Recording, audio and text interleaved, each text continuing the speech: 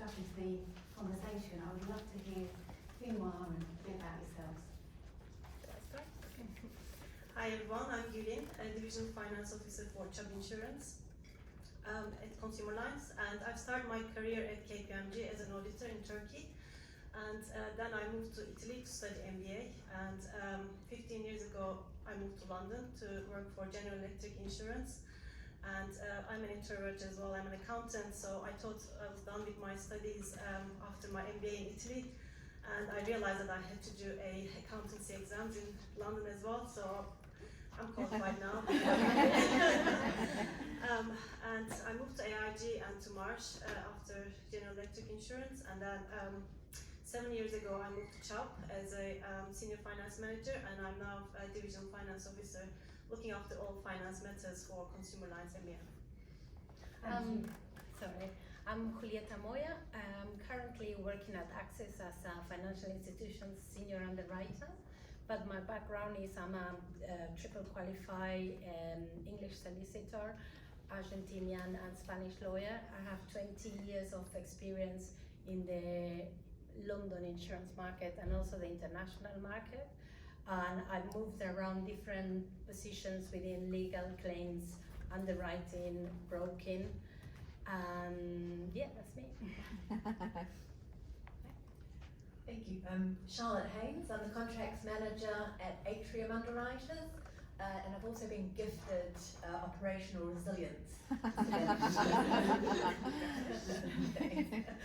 I'm originally from New Zealand. I've lived here almost 24 years. Accent is not going anywhere. And I've had a myriad of experience in different industries, property, IT, hospitality, pharma, and Big Four. I was actually just next door on the 9th floor with in internal audit for a few years. And I've just pre-COVID wound up and fell into the insurance sector, and yeah, I feel very much at home. Thank you, Charlotte. Thank you to all of you. What an amazing wealth of experience we have sitting here. I'm really looking forward to diving in. The foreign time.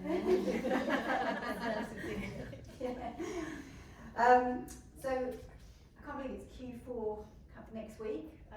So we are coming towards the end of the year, and at this time of year we often start thinking about end of year reviews. It would be great to start thinking about how we should evaluate our careers and think about the future. So Julieta, have you got any tips or anything that you can share with us about how often we should evaluate our career progression? Well, basically, I would say as often as possible, but I know that we don't have the time, we don't have the mental space because it's really tiring going through this exercise. But I would say I personally do it once a year. I try to do it at the end of the year. So I balance a little, I do a balance of what I achieved during the year, what's still outstanding, and then I use it for my end of year review and to set the goals in the next year. And I would suggest to do it as visual as possible, spreadsheet, colors, you know, what I want to achieve, what I still, how, if I know how to do it, put it in there, like, and then, you know, I would say review it as often as possible, because you never know, the more present you have it in your mind, the better you are at communicating it, and you don't know when the opportunity is going to come around. You bump into someone, they talk about something, it's fresh, and you communicate. But I know it's difficult, and it's not a recipe for success. Thank you, Julieta, and I think all of us who love planning will love a coloured spreadsheet. I think that's a great way, and actually to keep on top of it all the time is brilliant. Yeah. It's something that should. Actually, we changed a lot in the way, like, you know, Helen was saying she had kids and then her career changed, so our priorities changed as well, so good to keep updating it. Fantastic, thank you. So as we heard at the start, there's an amazing skill set here of professional knowledge. Personal growth is just as important, and I'd love to hear, Charlotte, can you share with me some tips that you would suggest in terms of how you manage your personal growth? Indeed. I think an essential part of my day or my week for me is a personal debrief time. And I find that best when my head's clear and I'm out having a run or I'm out having a walk, or summertime I'm out pottering in the garden or mowing the lawns, or recently playing Candy Crush. But it's a time for me to dissect my day, think what went well, what went wrong, what have I got coming up, what can I do better, and yeah, it solves a myriad of issues looking ahead for me. Fantastic. I love that concept of personal debrief time. It's so important to have that reflection time, so I really like the way that you do that. And Gulin, what's worked for you? For me, key practice which I've learned over time is to able to say no. I'm very much of a yes person, and in nature, and I've associated saying no to people with negativity in the past. And a few years back, I was talking to my coach because I was overloaded with work. I had no time. I was working the weekends and not able to manage my time and my team's time as well at the same time. So he told me that you need to say no to people more often and practice it in front of the mirror in different ways, whatever works for you, find it out. So do it, no yoga in front of the mirror. And also he recommended me to say, ask yourself this question. Every time you feel like you're going to say yes to something, but your gut feel says you should say no, what have you got to lose? So that was a key question for me, that because every time I asked that question to myself, that I didn't have anything to lose. So I started saying no to people a lot more often, and that was a revelation for me in my career, because I came across a lot more assertive and my time was better managed, and so I recommend saying that to no more often to everyone. And as much as we want to say no to everything, like my little son does sometimes, you would know that balance once you start practicing it. Brilliant, and I really like that. I think we all need to get better at saying no in front of the mirror to practice. I think that's brilliant advice. So moving on now to talk about relationships, which are so important in our industry. Come back to you, Gulin. How important are stakeholder relationships in your role? It is very important. So a few years back, I had to do a 360 review as part of my leadership training. Can I please ask to put hands up if you have done a 360 review before? Okay, many of you. So I had to list down stakeholders that I work with so I can get their feedbacks, and I realized then that it was only a handful of people, and they weren't diverse backgrounds at all, so they were all finance teams. And that was also the time that I was questioning myself, that I get good performance reviews, I get things done, but I don't get any promotions. So that's when I realized it's so important to have work with many stakeholders. And I mentioned this before, that I'm an introvert, so networking for me, if I don't work with people, is quite difficult. So I don't say hello to people that I don't know and we'll start talking. But so I decided to take on a role where I can work with many different stakeholders across the business. And I would have thought it's a sideline move in the past, but this would allow me to build my network and work with many stakeholders, and it really helped me because now I have many, because those stakeholders become your sponsors in the past for you to move on to your next role. So Fantastic, thank you very much for sharing that. Charlotte, your role obviously covers almost the whole organisation. What's worked for you? Indeed, yeah, for me it's essential. I'm lucky to have that breadth across the business, and I work very closely with all functions in the business. And for me it's important to get to know what people are trying to achieve, their products, their services, of course.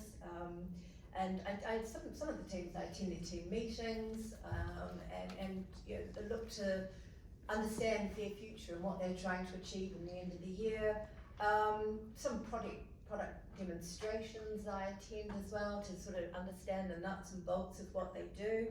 And for me, people know that I take an interest in what they do, and that's reciprocated back as well. And people like to follow my process and take interest in what I'm doing as well. Fantastic, yeah, what a great way to understand how to get the best out of conversations by being interested in what they're doing. And Julieta, obviously, relationships Well, are yeah. key. Yeah, absolutely. I think relationships are key. I mean, we are not an island. We work in a team.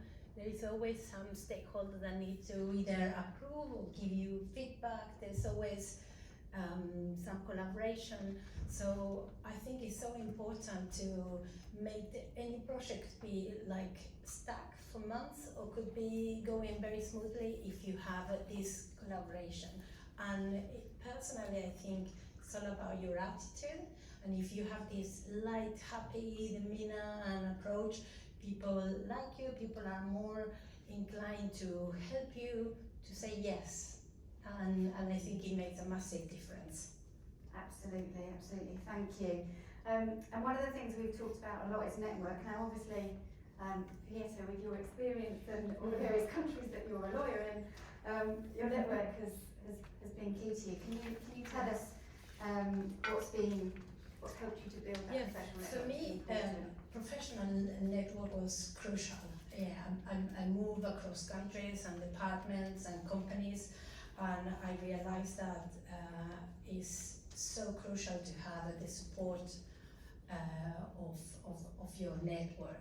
I couldn't say that I'm not a corporate person, so I normally put my foot into it, say the wrong thing. So probably what I try to do instead of having a corporate or professional network is just I get along with different people that I value, that I admire, and it's more like a friendship, like, or group of people that I like that work in insurance, and we happen to help each other, keep informed everybody, and I came across so many opportunities. I moved most of my move from to new positions were thanks to someone in my network that tells me about it or recommend me or suggest me. So I would say key. Fantastic. That speaks volume about your network. It's opening doors for you. Yeah, absolutely. Fantastic. So I think something that everybody would want to hear more about is how to prepare for those important meetings. So have you got any tips on how you can share what's useful in those circumstances? Sure. So for me, first and foremost is to know your audience, who they are. I learned it really hard earlier in my career. And then you think about what they would like to get out of that meeting, and then what you want to get out of it, and then do a lot of preparations after that. So earlier in my career, my boss asked me to join a client meeting to present the financials of the deal we were working on. And I said, yes, of course I can join. And I didn't ask any questions further because I knew my financials, I can just present everything. And then we walked into the room for this meeting, and there was about 30 people, and they looked senior. I didn't know who they were. There was a stage that I had to present like this, and there was a board that I can use, and I felt like I had to use it because I wasn't prepared.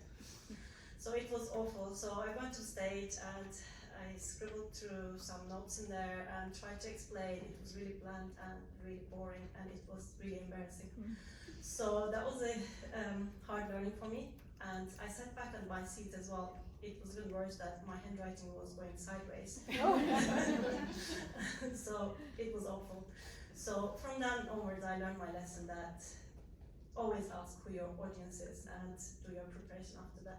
Absolutely. What a tough but valuable lesson to learn there. Very useful for you. Julieta, what's worked for you? I have two tips, one before and one during the meeting. Before the meeting, I would say read everything you have, because even if you read 20%, probably you read more than everybody else, because people have no time to prepare for the meeting. So you're going to be at the forefront, and you're going to be taking advantage of the situation. And then during the meeting, I would say before speaking, listen and hear what people want, what they are expecting from this meeting. Sometimes we go to meetings thinking, I'm going to say this, and that, and we don't realize that actually it is a different angle to the meeting, and we can be a bit more helpful and useful if we listen before we give our opinion. Those are excellent tips. Thank you for sharing those, Julieta. And Charlotte, how do you prepare? Have you got any success stories? Indeed. Yes, I read. For me, I like to get into the weeds, but I'm also aware that people don't have time short, and some people like to get into the weeds as well. So I make sure I bullet point my points, and then if I've got the audience, then I'll write my war and peace underneath. Recently I was asked to write a paper on TSB's £46 million fine for operational resilience shortcomings, and I ended up reading 2 170-page final notices. It was dry as Rivita, but it was actually quite interesting as well. But I managed to take the highlights and what was important to our business, and give the high points, and then for the weed eaters, I did go into the weeds as well. But it managed to cater to both audiences. So. Fantastic, they are excellent tips. Thank you for sharing those. Now, we're running out of time, unfortunately, but before we close, I would just like to ask you one very important question, and that's, can you tell me what's the best piece of career advice that you've been given? Let's come to Gulin first. Right. Always be yourself, express yourself, have faith in yourself, and don't go out looking for a successful personality to duplicate it. So that's what I follow, and IBC has helped me a lot on that journey as well. Thank you. And Julieta. Okay, mine is not very catchy and it doesn't rhyme, but it was given recently by my CEO, and is completely the opposite to you don't ask, you don't get. He said, don't ask, but offer. And in the context he gave it to me, for me, I was a you don't ask, you don't get person. And sometimes I didn't get what I wanted. And in the context he gave me, the advice, it makes complete sense, because when you are asking for the promotion, when you want to get to that position, he said, don't ask for it. Start doing what the position entails, and you will naturally be the perfect candidate. You would be de facto doing that position. So when the question is, who's gonna fulfill that position, it's obvious. So I think it's good. Brilliant, thank you. And Charlotte? Well, these are my own lyrics. And I guess we've all got a little bit of competitiveness in us each, right? And something that I say to myself, whether it be professional or sporting, is be that person that you want on your team. Love that, I love that. Fantastic, what wonderful tips we've heard from you today. Thank you very much. Thank you to our panel.